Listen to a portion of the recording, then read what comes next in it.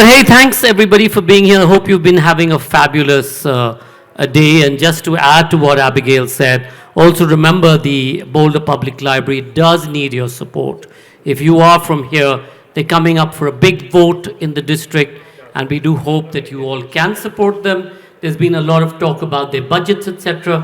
What I've heard is that their budgets now are the same as it was pre-COVID, and in the addition going forward, it's a 12% increase. Won't kill anybody, but it'll get books into the hands of people who should have books. So please go out and support them.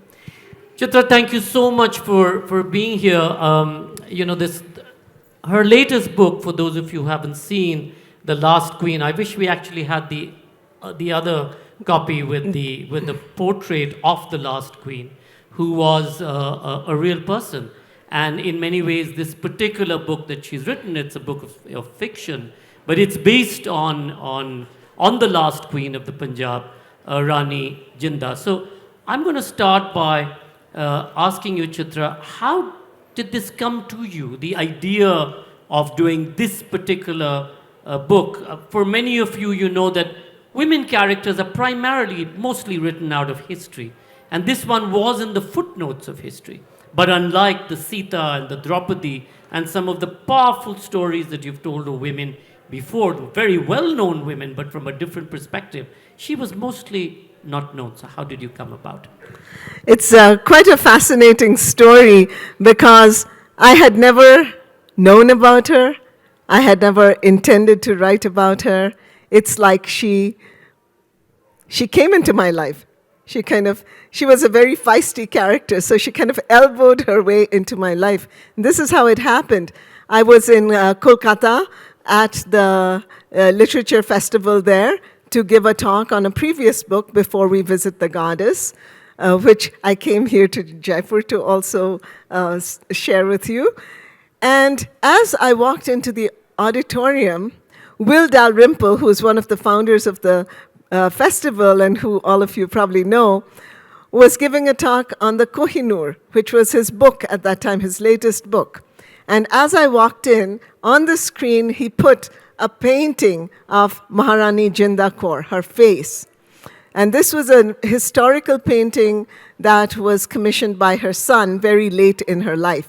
But when I looked at that face, and at that point, as I walked in, I didn't even know whose face it was, but it just struck me. So I hope you will look it up on the internet. The Indian edition has that as the cover.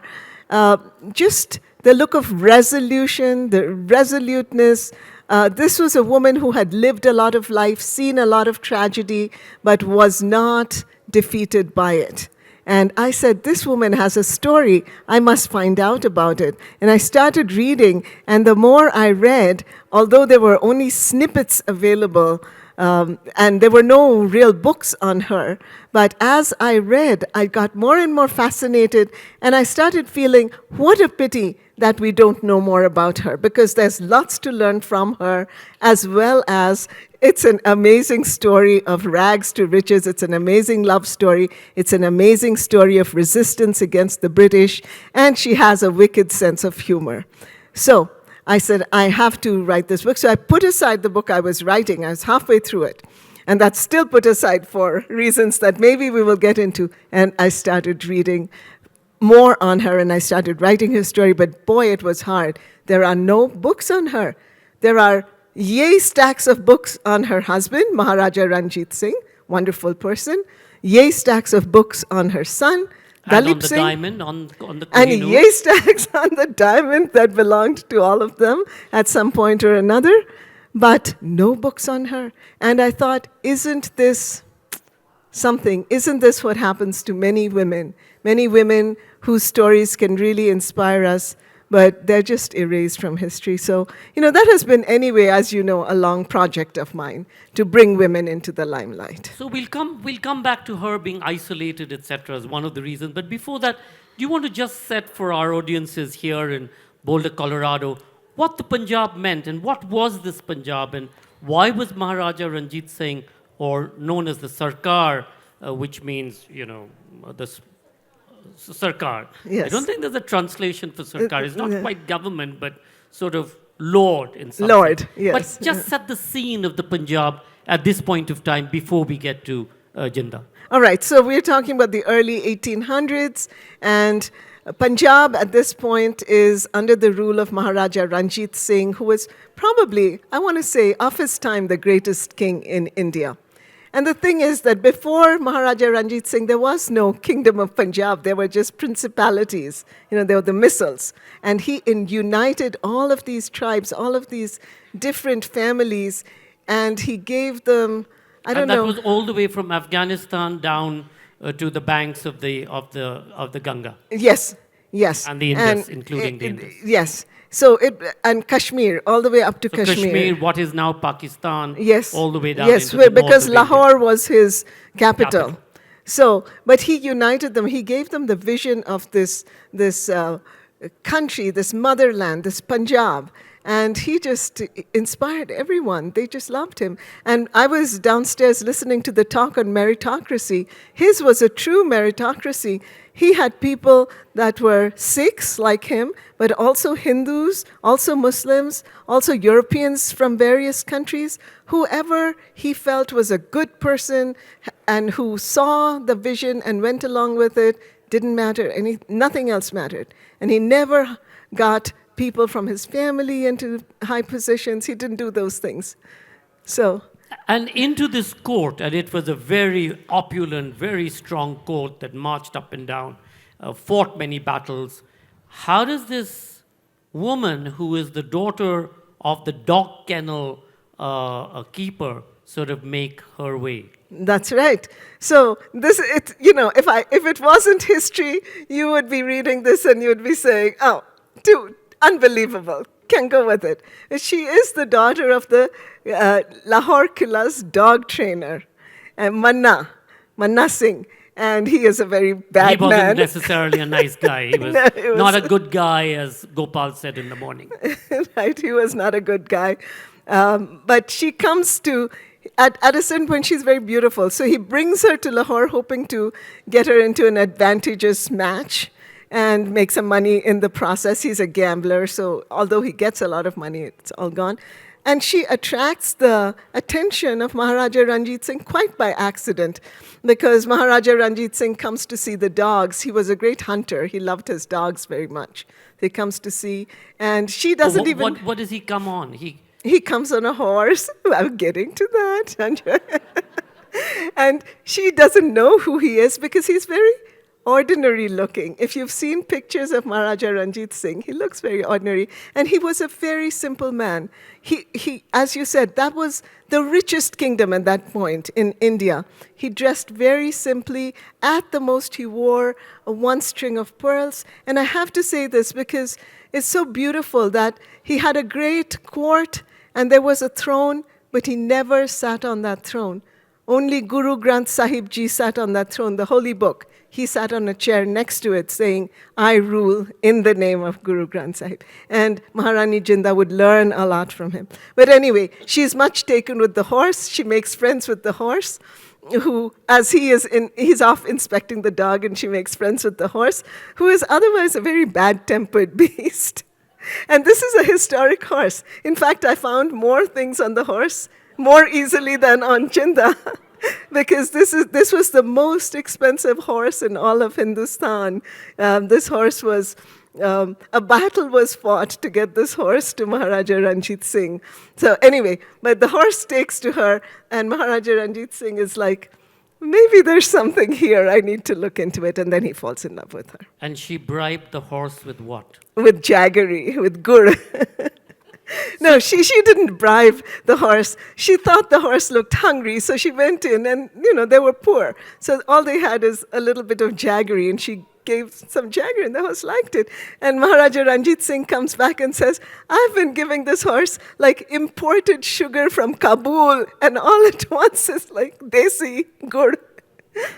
So there she's arrived, and she used to live in the village with her mother and her brother, and came to Lahore for the first time with her father, who in many ways perhaps wanted to trade her in for some gambling debts that he had accumulated. And then what happens? She catches the attention of Maharaja Ranjit Singh. Yeah. And then she's a very smart person. Now, all of the accounts and she's of 16 her, right now. she's right? 16 years old. And she's very intelligent. And Maharaja Ranjit Singh finds out two things. She's not greedy. She doesn't want anything from him. No jewelry, nothing. And she's very honest. And he can talk to her. She's very intelligent. She's honest. She's not greedy. So he's like taken aback because that combination is not easy to find at court. Plus, she's very beautiful. And she's poor and beautiful. She's poor and beautiful. And even when he tells her about things in his life, he finds that he can talk to her. And he'll ask her, well, I did this. What do you think of it? She's always honest. And if she thought he did the wrong thing, she would kind of say it. And he was very taken by the personality of this young woman, so that he falls in love with her. And on top of everything else, she proposes to him. She says, okay. Very forward of that, you're talking about the early 16th century. Well, 1800s. But yes, so I think he's quite taken aback by that. But she's very practical. She says, I'm not from a royal family. I'm not asking you to marry me, but I love you, so I'll stay with you in any capacity. But he really respects her. He says, no, I would never do that. I will marry you when you turn 18. Go back to your village now, and I promise you this, you will become my last wife, the last queen. And that's part of the reason the title is The Last Queen. So it's a great love story as well. And she goes back to the village, and of course her father was wanting to marry her off to somebody else, and then Maharaja Ranjit Singh intervenes. Now she's back in the village, she's waiting for 2 years. And yeah. 18th birthday comes, but no Maharaja Ranjit Singh.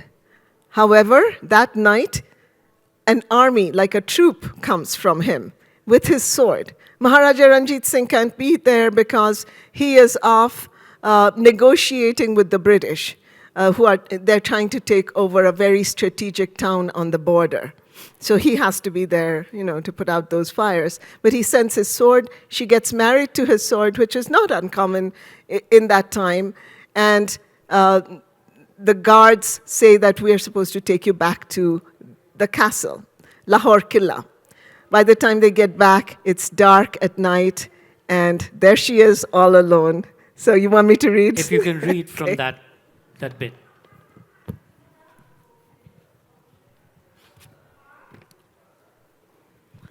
So, and as you can imagine, the story of her love affair with the king is known throughout the entire Zanana. All of the other queens, the concubines, everybody knows it. And in general, there's a lot of fighting in the Zanana, but all of a sudden, there's great unity. Everybody hates Jinda. She's like the newcomer. She's the usurper, right? She's the upstart. Anyway, this is what she's going to find. And most of all, who hates her is queen number 1, Mai Nakain. She is the chief queen. Her son is going to become the next king. And she is very upset about all of this. Anyway, she's outside the gate of Lahore Killa, and it's dark. I wait in the carriage in the dark outside the Killa, while Gurbaksh, who accompanies her, bangs on the closed gates, yelling for the sentry to open up. I can't open the gate without permission from higher up, the sentry says. I'll lose my job. I have the Sarkar's new queen with me, Gurbaksh yells. You want her to sleep out tonight? When the Sarkar hears about that, you'll lose more than just your job. Tired and hungry, I've had enough. I adjust my veil carefully, step out, and hold up the sword. The precious stones on the scabbard glitter in torchlight. The sentry's expression changes. I am Rani Jinda, I declare. I'm sure the Sardar will reward you for opening the door to let me in. Perhaps it's my show of confidence. Perhaps it's the sword. The sentry bows. The door creaks open. We walk across the grounds of the sleeping palace. Night makes everything look different from my memories. The silvered turrets are cold and forbidding, and the fountains filled with broken moonlight. Loneliness twists my heart. Suddenly, a figure detaches itself from the darkness and blocks our path with an upraised sword and a harsh command to halt. An armed woman. She's followed by others, the Zanana guards. One grabs my arm with steely fingers. A second presses her blade against Gurbaksh's throat. The chief guard glares at Gurbaksh. What are you up to, creeping through the dark? Let him go, I cry. The chief guard turns to me. Who are you? His accomplice? I remember all of a sudden where I've seen her in the women's pavilion. A name swims up through my murky memories. Bhago Kaur, I say. I'm Rani Jinda, the Maharaja's new wife. I raise the sword. The guards step back again, murmuring.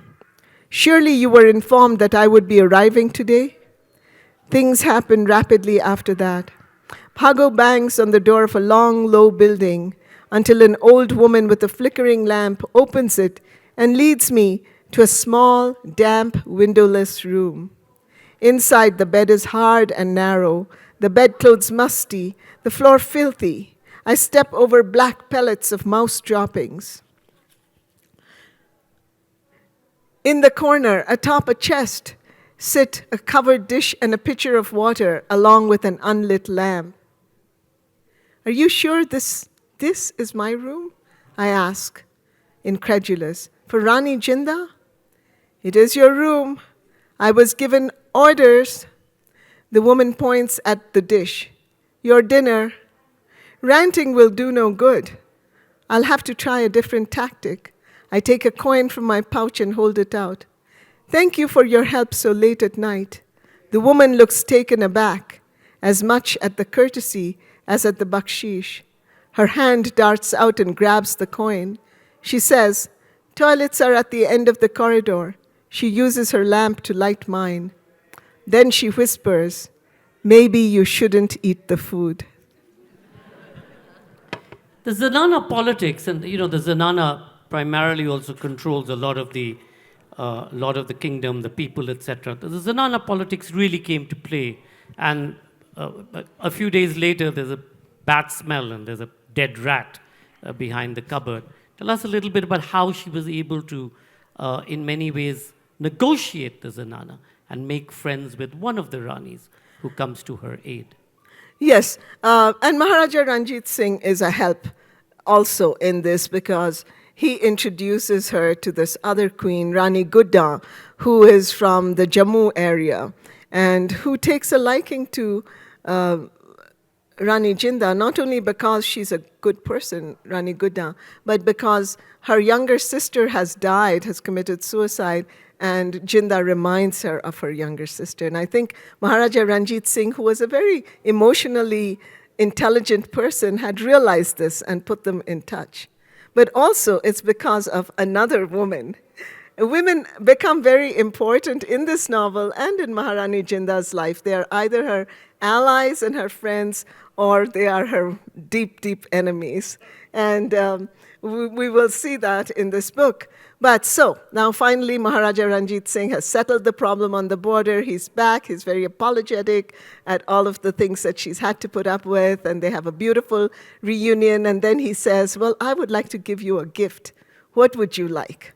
And she asks, and I really liked this, and maybe some of the people in the audience would relate to it. He's like, gold, diamonds, jewelry, a palace, what do you want? And she says, none of those. I want good household help. So she says, I need an attendant that I can trust. And Maharaja Ranjit Singh says, I know just the right person. And so Mangla comes into her life. Mangla is a historic character. She's going to be with Maharani Jinda until they're tragically torn apart by the British. But all her life, Mangla will be the person who helps her negotiate many, many problems, not only in the Zanana, but later because Maharaja Ranjit Singh will pass away and the situation will become very dangerous for Maharani Jinda and her baby son, not even a year old, and Mangla will be by her side all through this. If you can tell us, so while the book is a book of fiction, much of the incidents that you relate in the book actually happened, they transpired. So tell us, and you were talking about how you had to really look for information on Maharani Jinda. How did you come out with the incredible story that you have, and where did you finally find all of this information?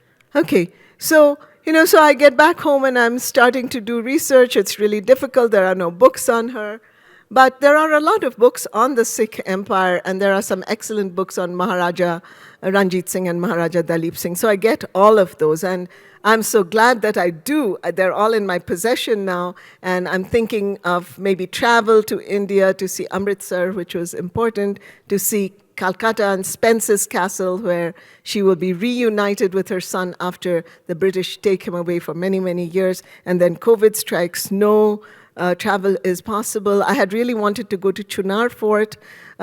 These were just in the back of my mind, where the British, a high security prison, where the British imprison her, and from which she escapes very cleverly, but no, not possible. So I had to really depend on internet resources. I was very blessed because at the University of Houston, they helped me find a lot of things. And I had to depend on paintings and photographs for all the places that I couldn't go to. At first, I was sad, but I realized that it was probably one of the better things that happened, because if I had gone to Amritsar today, it would not have been like Amritsar at her during her time. And certainly, the pictures, especially of Lahore, even the streets of Lahore, the bazaars of Lahore, the Lahore Killa that I found, the old historic photographs, they were very helpful in helping me just, enter that space. Those places became alive to me as they would have been in her time.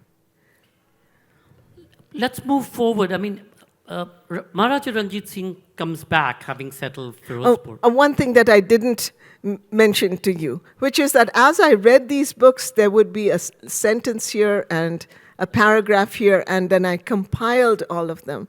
So sometimes something that has become an entire chapter, there would have been maybe 2 sentences, but building on those sentences, then I could create the scene. But the incidents themselves were all recorded, they're and you've all, used the yes. facts. So Maharaja Ranjit Singh has come back. He's had a stroke by now, and very soon Yeah, he's now going to have we've moved several years, and he's going to had a have stroke. Second stroke as well. The British are literally baying, and they stand at the edge of this empire, wanting to grasp it. It is the last independent empire. And what happens? Yes, and it's a very rich empire. They're very motivated. So, and right after Maharaja Ranjit Singh dies, there are about 6 successors in line. Dalip Singh is the youngest. He's like 2 years old. No, when Maharaja Ranjit Singh died, 1 year old. And so she flees. She flees with her, Jinda has to flee with her son. She is given asylum in Jammu because of a promise that the wazir made to the king. But she has to stay in hiding. And of course, the British are just waiting for this empire to fall apart.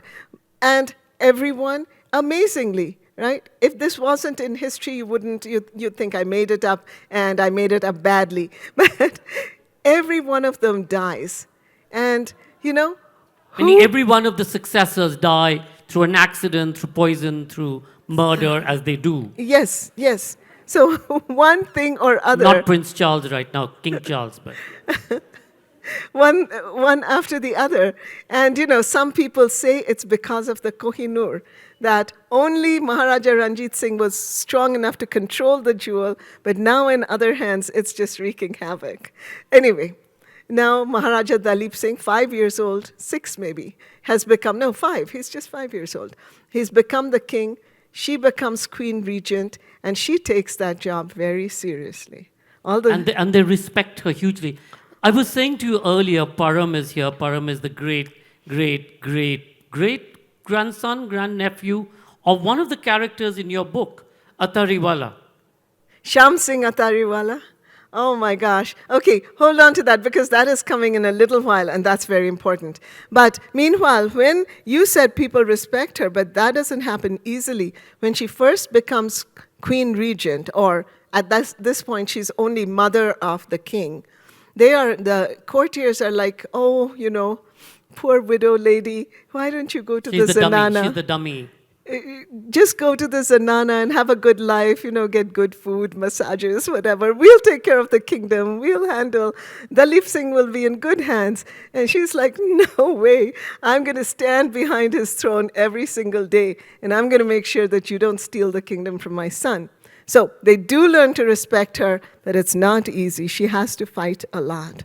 And she's very smart because she realizes where the strength, a large part of the strength of Maharaja Ranjit Singh lay, which was in his army. So when the courtiers are giving her trouble, she secretly goes out to the army with her son, and she pretty much throws herself on their mercy, and she says, this is the Sarkar's son, but he will not survive unless you help him. And she takes off her veil in front of them. At that point in the court, the veil was very much a custom. So for a woman to remove it would show that if she removed it in front of you, you are her family, she's trusting you. And the army is just completely taken. They're won over by this, and they give her a title. They call her Mother of the Khalsa. And that is how she's able to, for the next few years, manage the kingdom. But she pretty much quickly sort of gets it all wrong. And she doesn't sort of follow some of the advice that she's heard from the Maharaja, which was? Yes. And that is the thing about Maharani Jinda. She is very smart, she's very brave, she's very honest, but she does have some weak spots, and one of them is her brother Jauhar, who was a champion in her childhood, who saved her from many beatings. She has a deep sense of loyalty. I mean, can we fault her for it? But Jauhar, he is like the worst. He's grown up into this worst brother of all, with all kinds of bad habits. Plus, he's not at all smart in the courtly way. He's a peasant, right? But he's set his heart on coming to court and being at court with his sister, and he says to his sister, you have to do this for me. And he'd come once before. She had got him to come once before, which was a disaster. It was a disaster that time also, but that was just for a short visit. Now he wants to come and stay. And she knows that she shouldn't say yes to him, but she can't. Her heart doesn't let her. So he comes and he becomes the wazir, and that is very, very bad for her because he just alienates all the courtiers for good reason. Yeah. And then? And then he gets himself killed, and he turns the army against him, and therefore the army is now, she's in a very tentative position with the army. She's in a very tentative position with the courtiers. And the British, who have spies in the kingdom, know all of this, and they take this is their chance to attack. One of the interesting things that, and I haven't asked you this before, was that you, except in the beginning when you talk about her mother, Rani Jinda's mother, you don't refer to that again, and we never see that she's come to the court. She doesn't. With Jauhar. Yeah, she doesn't come. She's dead by then. She's passed away. And Rani Jinda has a lot of guilt about that also, that she never got her mother to come. So I think, she feels she has to have her brother come. All right, and then as we were saying, Jauhar is one weakness, but she has another weakness, which is she falls in love with one of the courtiers. And can we blame her? I mean, her husband has been gone for a long time. That was also recorded. That is recorded. There's a record about yes, this lover. Khushwant Singh writes about it in the Rise and Fall of the Sikh Empire. And that, that creates a big mess. So she falls in love with Raja Lal Singh. And he is, although his last name is Singh, and this was a real problem because everyone in that court is called Singh, but they could come from different backgrounds. Not all of them are Sikh. So he's not a Sikh. You could be a Rajput or you could be a Sikh. So he is a Hindu king, and he falls in love with her, she falls in love with him. But this is not going to go anywhere because if she marries him, she'll have to give up the regency. She can't do that. She can't abandon her son like that. So they get into a relationship. But he betrays her. They get into a clandestine relationship, but he's not happy about that. He's like, I want you to leave this place and come away. And she says, I can't do that. I can't abandon the kingdom. I can't abandon my son. I cannot. And even if I take my son with me, I will be causing him to lose his heritage. I can't. And when she says that, she says, I can't, he turns against her and he becomes one of the generals that betrays the army. Which is the story of the Attariwala. Yes. And so there are, that part, I marked it, but I can't read it because even while I was writing it, I was like weeping because, the generals betray her and the army and they go over to the side of the British, but the soldiers, they are loyal, but they're all, they just die. There are some battles where they win, but all of their leaders, they lead them wrong. They give them the wrong advice. When they should retreat, they tell them to advance. When they should advance, they tell them to retreat. They run away. They get on their horses and they're gone. The soldiers are looking around for, what should we be doing next? And the commanders are gone. But Shyam Singh Attariwala at Sobrao, that's a really beautiful and sad story where every one of them stands and dies, but they will not retreat. But ultimately, there's just too much treachery. They can't so manage. Now the kingdom has fallen to the British. The British regent has sort of taken over, and she doesn't quite work the magic that she earlier was able to do with the British. No. She's very antagonistic with them and to them. She's just too angry with the British for what they've done, the way they've taken away his son's kingdom. And also, all right, so, the First Anglo-Sikh War is lost. The kingdom becomes a protectorate. What does that mean? You know what that means. They're supposed to be protecting that. And they're being paid to protect Punjab. But what do? They just take over Punjab, right? So, the kingdom is, Dalip, I think he's like 5, 6 years old, 7 by now, and he has to sign away his kingdom. They take the Kohinoor, and can they do all of that while she is there? No. Therefore, they remove her.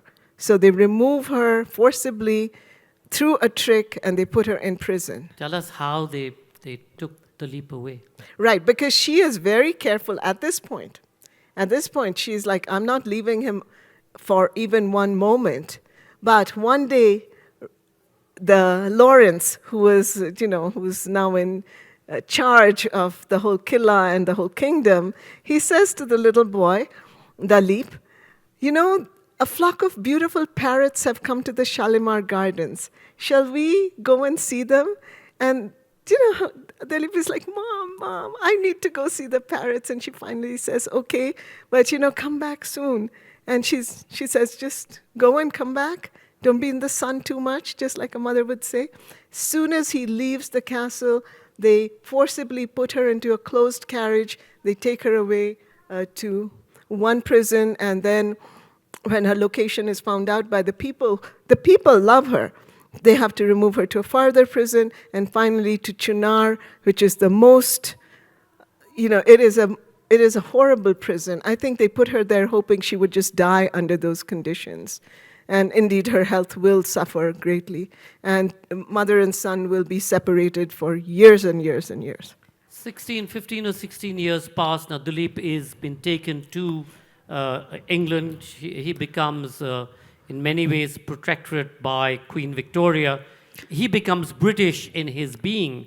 And he is encouraged, nudged into becoming a Christian as well, and cut his hair. And he thinks of himself as one of the British lords, which was done to a lot of princes and princesses. And they all ended up in Queen Victoria's court in this way, so that rebellions could not form around them in India. So, Dalip has almost completely been converted, except for one thing. He still remembers and loves his mother. He cannot forget her, and he has one agenda, which is he's got to see his mother again. But the British won't let him go to India to see his mother. His mother is by now, she has escaped by foot all the way across India, hiding by herself. She's gotten to Nepal, where she's finally been given, some protection, asylum. But finally, after all these years, the British are feeling, okay, he's now kind of one of us. And he says, all my friends go to India for tiger hunts. Why can't I go for a tiger hunt? I want to go to India for a tiger hunt.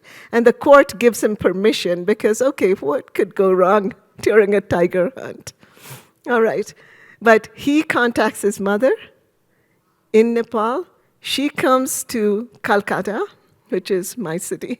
So I was very touched by this part. He ends up in Calcutta, and finally, after all these years, mother and son will meet. And there's that beautiful passage. I know that we're going to run out of time very quickly. But there's a beautiful passage where she meets him, and she's somewhat blind by She's then. blind she can't by see. now. Yeah. And so she's touching his face, and she's trying to, find her little boy and this man who's grown up. And it's a very moving moment. But then she touches his head, and she sees that his turban isn't there and his hair is short. And as many of you know, for a Sikh, that is, especially at that time, that was not okay. And she just weeps. She said, Beta, they took everything from you, but how could you let them take your religion also? And it's now that there's a traveling band of soldiers who are on a ship. They arrive in Calcutta. They hear that she's there. They hear he's there. They come to Spencer's Hotel.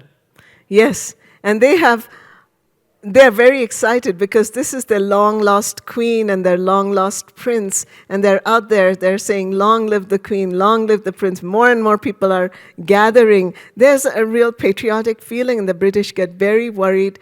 They say to Dalip Singh, enough of this, no more tiger hunt, straight back to England. And he says, I will not go without my mother. You cannot separate me from my mother.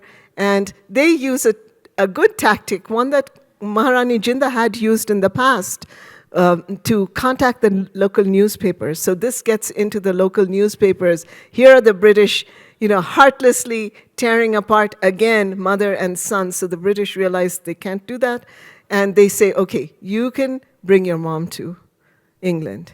And this is, can you imagine for Maharani Jindan, this is so bittersweet, because the last thing she wants to do is to leave her country and go to the land of the people who caused her all of this grief and who betrayed her in so many ways. But that's the only way she can be with her son, so she decides to go. But then she will have her revenge, but I won't give that away. Yeah. To know what happens when she gets to England, you have to buy the book, and it's downstairs. So we'll open up for questions now. We'll take a couple of questions. And it really is a stunning book. It's been I think Endemol has sort of looked at making it into a film, so they have... they've optioned it. Yeah, they've optioned it. But so any questions? Fingers crossed for movie. There's this famous painting of, I believe it's Dalip Singh, but correct me if I'm wrong, in England, in maybe the British Museum, of the Sardar dressed in a stunning blue tunic.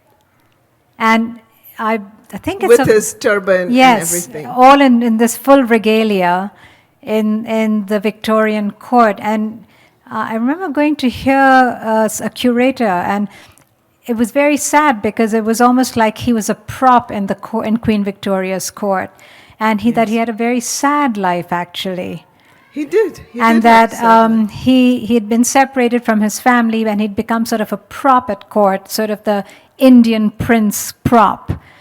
And that was Dalip Singh, right? That was Dalip Singh, but he was not the only one. There were other princes and princesses who were in similar positions. But the sad thing that I felt so upset as I was reading it, was that Dalip was taken when he was so young that he didn't see that at all. And every time, Queen Victoria was nice to him, he was like, oh, wow, she's like the most wonderful person in the world, and look how she appreciates my native clothing. So he would dress up for her.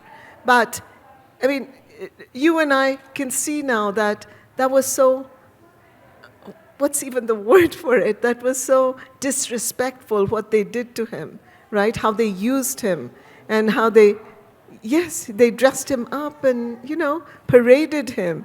So there would be coronation parades or important events, and he would be dressed up and he would be marching with them, along with these other princes who had been taken away. And nobody saw that this was wrong, including the princes and princesses who had been taken away. That's the extent of cultural colonization that had happened. And I'll give away just a little bit. That's what Maharani Jindan will fight when she gets to England. Dilip, of course, becomes disaffected with the court, and then the rest, as they say, is He history. will rebel. He will rebel. And of course, there's the great story of Queen Victoria and AutHer, who came as a servant to her court, whose portrait stands adorned in most of the house, in Osborne House, in fact. Another question? Anybody? Put your hand up. Okay. And then one here, yeah. You want to go first, and then we'll come to you. Hi, I'll get my mask. My name is Alok Guha, and the connection we have is the city of Calcutta. So I had no idea that that would play a role. So my question is, what was the biggest gap you had to fill in? Because as you said, there was sparse information that you had pieced together. Paragraphs had to become chapters. What was the biggest gaps you had to fill in?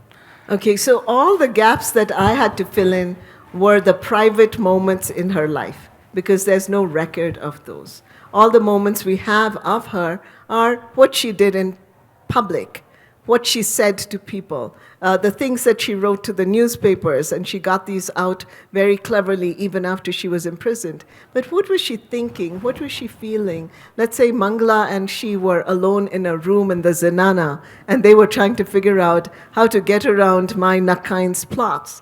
All those human moments are not there. So those are the ones that I imagined, and I put them in, and I do hope that they will speak to you, because they were, I felt that that brought her character to life without changing anything, without making her different from who she really was. So, and that was a lot of fun to write those pieces. Thank you. My question is really related to that one.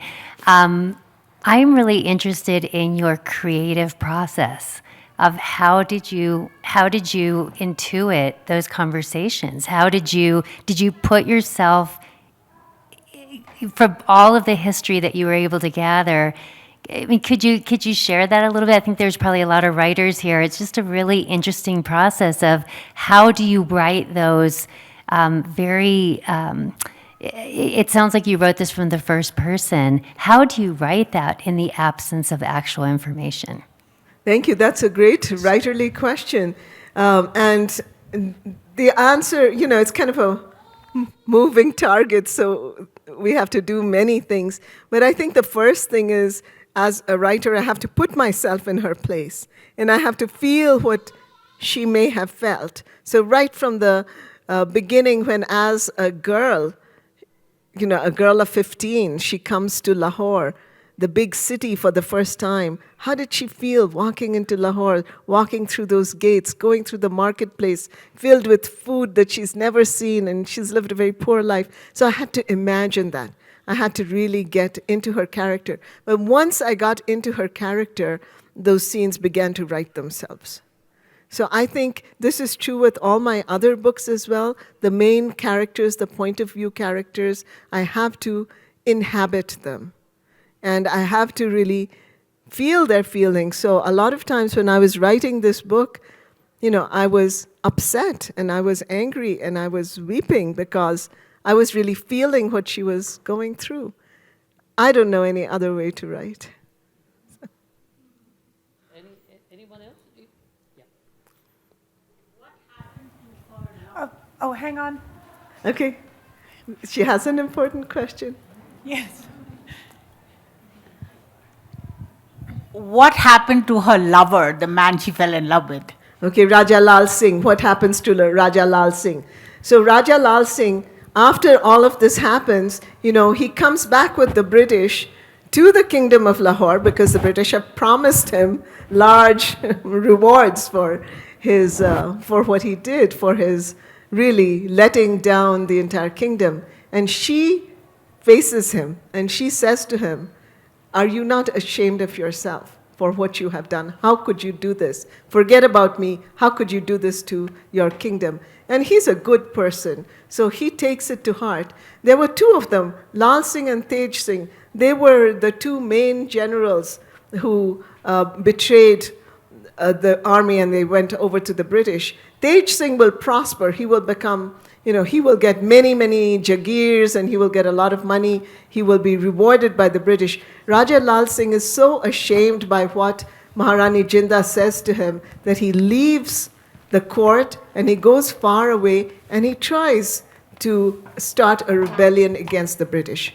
But that rebellion will fail and Raja Lal Singh will be banished and he will go far, far away into the wilds of Kashmir, and that is the last we know of him. But it's an interesting story, like, what happens to him afterwards. Yeah, there's a whole story of atonement there, but and the contrast with the other general, who then becomes a Very Raja, powerful. very powerful general in the British. Yeah, the two generals were very different. And you kind of see why maybe she fell in love with him, because he was a different kind of person, Raja Lal Singh. Any other question?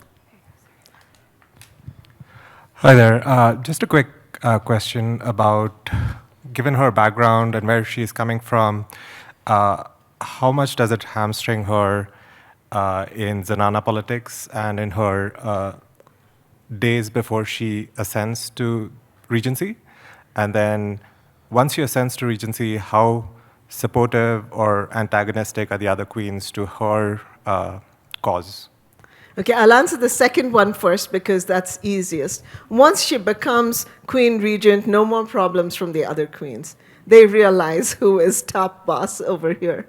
So we don't hear of any more problems. She gets a lot of gifts by that time. She gets a lot of gifts, right? But she is very, very smart. She gives them all away to the poor. So not only is she not in the debt of the people who gave her gifts, now all the poor of the kingdom, the Aam Admi, they all love her. And she So has she's at the very back of her smart. mind the first gift, which was the poisoned plate. Yeah, but in the beginning, she really has to negotiate the Zanana.